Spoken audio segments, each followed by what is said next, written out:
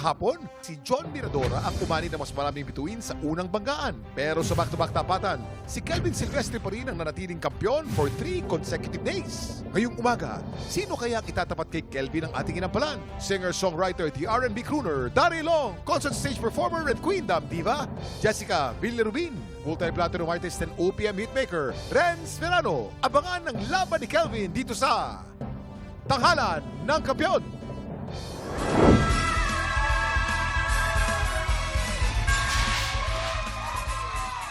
Ayan, ako mga tiktropa natin dyan sa Mindanao, kaway-kaway kayo.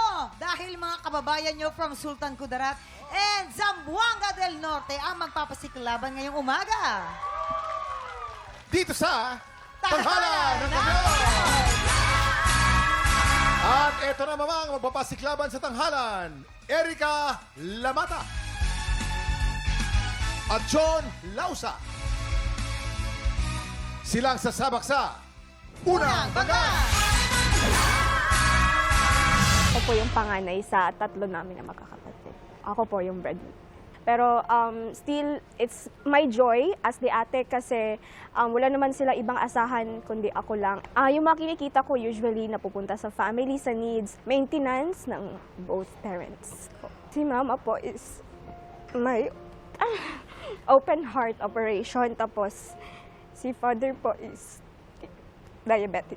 I'm sacrificing my 20s instead of like living my life, chasing my dreams, pursuing more sa education, masters, like travels. But then I'm sacrificing it kasi gusto ko din na mapabuti din yung sa kanila, hindi lang yung sa akin kasi para din naman sa aming lahat.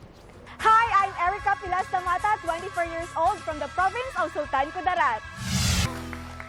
Erica Lamata! Galing naman ni Erica. Ang daming hangin, ha? Dito tayo sa second floor, Erica. Huwag mo kaming sinutube dyan, ha? Katube ka ngayon, Erica. Tube mo ka. Ay, mamang, alam mo ba si Erica? Napakatalinong bata. Nakapasa siya sa board Oh. para maging isang teacher. Aba! Oh. Pero bakit di mo pa tinutuloy yung pag-teacher mo? Kasi po, gusto ko po i-pursue po muna yung singing. Singing. Kaya pala. Pero- Kasi it gives me freedom po pag hindi pa muna mag-teach. Siyempre, kasi pag tuturo ko talaga sa school. Gano'n, sa mga bata. Totoo yan, oo. Kailangan niya munang yung kanyang isa Tube. pang talent. Oo, tube. Alam ko, yung tube eh.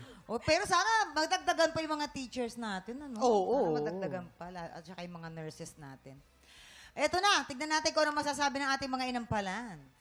Erica, Yes. yung buong performance mo, very powerful. Thank you po. Maganda yon. Nangihinayang ako dahil dun sa last part, simula nung part na yung hey, medyo hindi natin natumbok yung pagbira mo doon.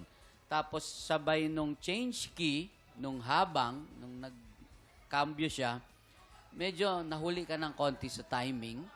Importante sa amin, yung the very last note. Yung itong gulo, yung lo. Kailangan yon matumbok mo ng eksaktong-eksakto dahil yun yung maiiwan sa tenga namin. So, sa susunod, kailangan, kung ikaw ay mapalad na makapasok, siguraduhin mo yung last note mo. Importante yung last stanza. Thank you po. Erica, actually itong kantang to, kailangan talaga power, angas, which is nakuha mo naman. Andun naman sa'yo.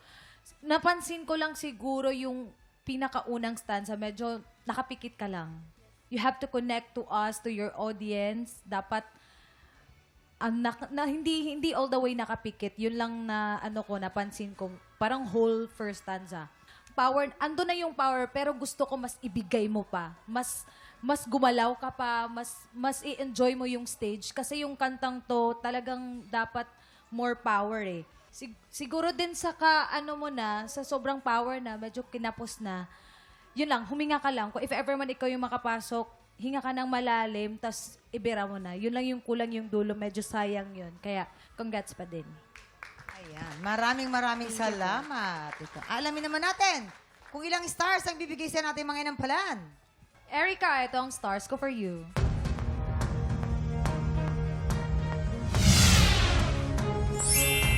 Three stars. Erica, ito naman ang mga bituin ko para sa'yo.